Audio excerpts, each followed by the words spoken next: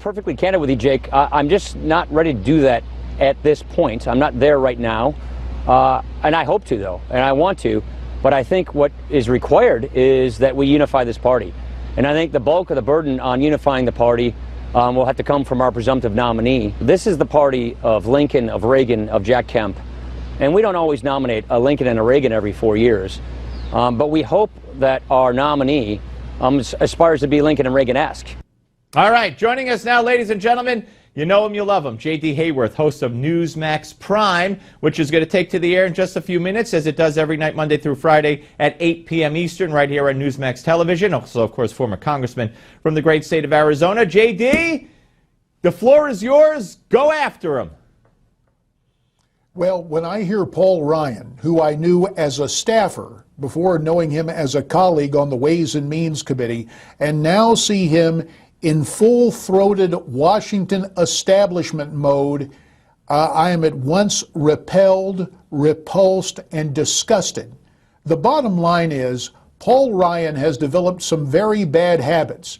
His ascendancy to the speakership was blessed with a kind of accommodation where he violated the first rule of leadership. And the first rule is, you take care of those in your command. You make sure you provide for them. And what he told the Republican conference was, oh, no, you guys are going to do it my way. I'm going to go home on the weekends because my polling shows when I stand up like the big family man, I'm enforcing family values and you're going to do it my way. Now listen, I was there.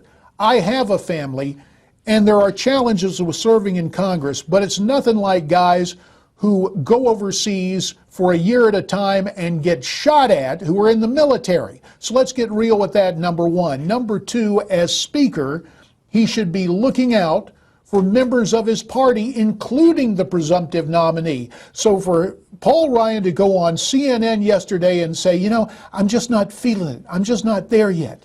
Isn't it curious that Paul Ryan rolled right over like John Boehner to accommodate any kind of spending coming out of the Obama White House, and yet he's reluctant to endorse the presumptive nominee?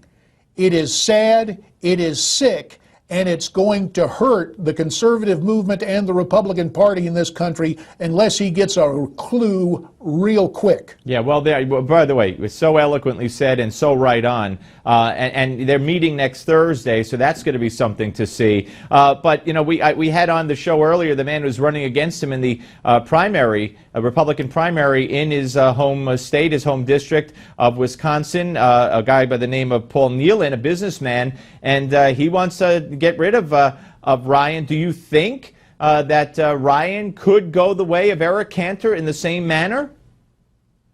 Well, I have to tell you this, you couldn't find a better challenger for Paul Ryan than Paul Nealon. It's as if Paul Nealon came straight out of Central Casting. Because Paul Ryan talks about the free market, Paul Nealon has actually worked in it.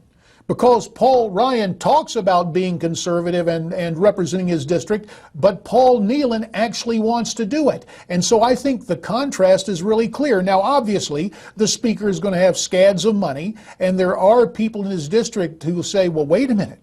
We have the Speaker of the House representing us. Right. But I will tell you, Paul Nealon is going to give Paul Ryan all he can handle. All right, what's coming up in 15 minutes or so here at the top of the hour on the JD show, known, of course, as Newsmax Prime?